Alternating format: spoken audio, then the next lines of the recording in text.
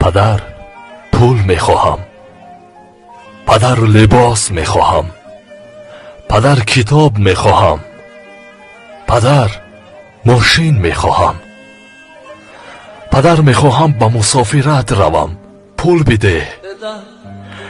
پدر پول برای دانشگاه، پدر پدر پدر. ولی یک مرتبه هم نگفتیم که پدر همین که هستی برایم کافی است، بودنت برایم یک دنیاست. همیشه از برایش گفتیم از نداشته هایمان و از چیزهایی که دلمان میخواست، ولی یک مرتبه هم نگفتیم که پدر شما از ما چی میخواهید. افسوس یک مرتبه هم نگفتیم.